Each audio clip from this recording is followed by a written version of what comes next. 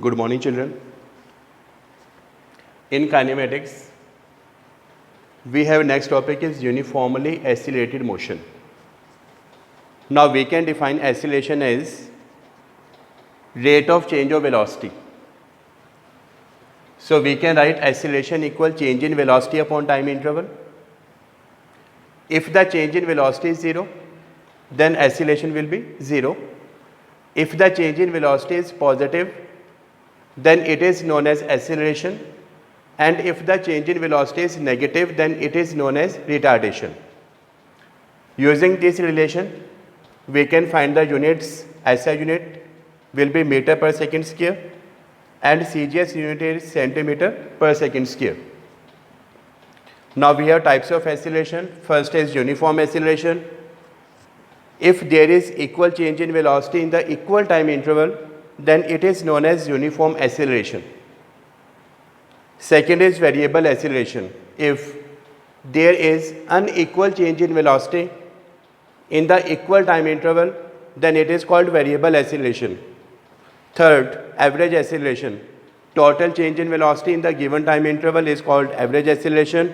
Fourth is instantaneous acceleration. Instantaneous acceleration is to find the acceleration of an object at a particular time interval. Now, to calculate the instantaneous acceleration, we can use acceleration that is equals to d by dt of v. Here, d by dt of v, this is the derivative of velocity with respect to the time. So, we can calculate the instantaneous acceleration as a is equal to d by dt of v.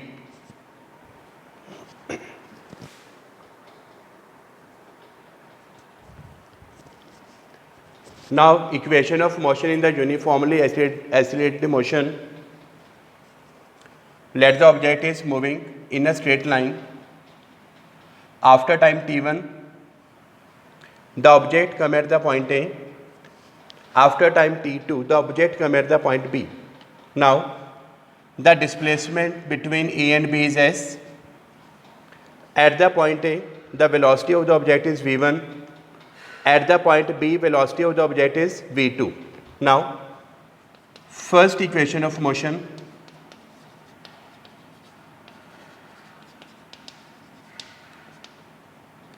We know acceleration is change in velocity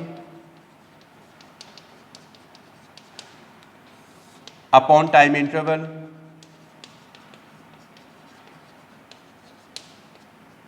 change in velocity is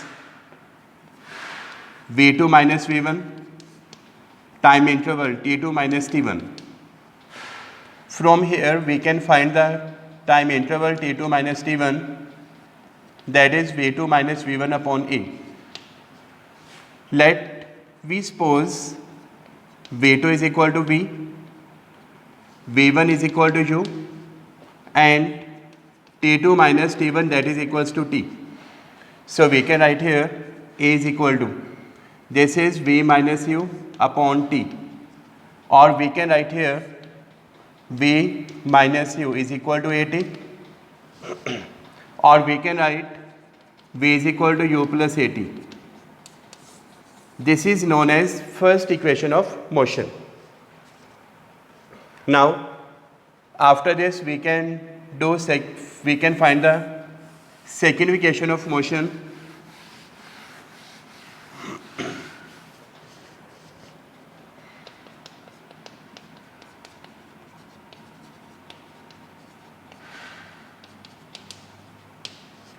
We know displacement equal average velocity into time interval as average velocity v1 and v2. We can find the average of these two, v1 plus v2 by 2, time interval t2 minus t1. S is equal to, from equation first, v1 is, we can write here v1 is u, v2 is v by 2, t2 minus t1 is t. Now, we can put the value of v from first equation of motion, it is u plus at by 2 into t.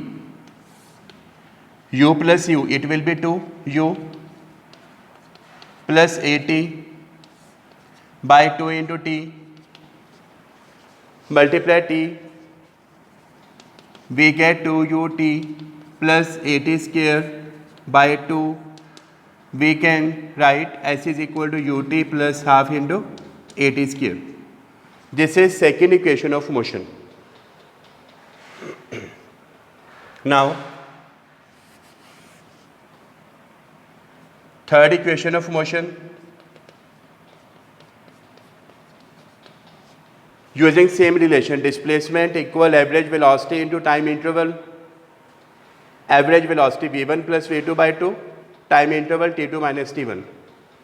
Using equation number first, in the equation number first we have find the value of t2 minus t1, that is s is equal to, we can write here, v1 plus v2 by 2. Value of t2 minus t1 is v2 minus v1 upon a. S is equal to, this is a plus b, a minus b. This is a square minus b square. v2 square minus v1 square upon 2a. Cross multiply 2as, that is v2 square minus v1 square. Now we can write v2 as v square, v1 as u square. So we get v square minus u square is equal to 2as. This is called third equation of motion.